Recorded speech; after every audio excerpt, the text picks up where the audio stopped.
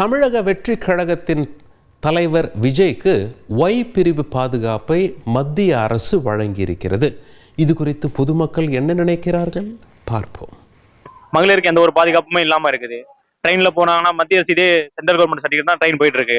அங்கேயே வந்து பாத்தீங்கன்னா 2 ட்ரெயின்ல வந்து இந்த மாதிரி பெண்களுக்கு பாதுகாப்பு இல்லாத போது இவங்களுக்கு எதுங்க சார் இதுக்கு பாதுகாப்பு கொடுக்கணும்? அது எதுக்கு இந்த பாதுகாப்பு கொடுத்துருக்காங்க? தமிழ்நாட்டுல எத்தனையோ அரசியல் கட்சி தலைவர்கள் இருக்காங்க, உயிருக்கு அச்சுறுத்தலா இருக்கு, அவங்களுக்கு எந்த பாதுகாப்புமே கிடையாது. இவருக்கு கொடுத்ததுக்கான காரணம் என்ன? இவர் ஒரு நடிகர் தான், தமிழ்நாட்டுல எல்லாரும் அவரை பத்தி தெரியும். அதனால இவருக்கு கொடுக்கப்பட்ட பாதுகாப்பு எதன் காரணமா கொடுத்துருக்காங்க? இது தேவையில்லாதது. தேர்தலே சந்திக்காத தலைவருக்கு ஒயிட் பஸ் பாதுகாப்பு கொடுத்தது அவரோட பலம் என்னன்னு போய் அவங்க மேல இருக்கணும்னு தெரிஞ்சு போச்சு. பாலிவுட்ல இருக்கக்கூடிய ஃபேமஸ் நடிகர்கள் லைக் ஷாருக் கான், சல்மான் கான் எல்லாருக்குமே இந்த பாதுகாப்பு வந்து கொடுக்கப்பட்டிருக்கு. இதுக்கான கமாண்டோஸ்க்கான செலவுகள் எல்லாமே அந்த யார் பாதுகாப்பு கேட்டு விண்ணப்பிச்சிருக்காங்களோ அவங்க தான் அவங்களுடைய கையிலேருந்து கொடுக்கணும். இதுக்கும் சென்ட்ரல் கவர்மெண்ட்டுக்கு எந்த சம்மந்தமே கிடையாது சார். விஜய் ஒருவேளை மேபி பாதுகாப்பு கேட்டிருக்கலாம், எனக்கு பாதுகாப்பு வேணும்னு கேட்டிருக்கலாம்.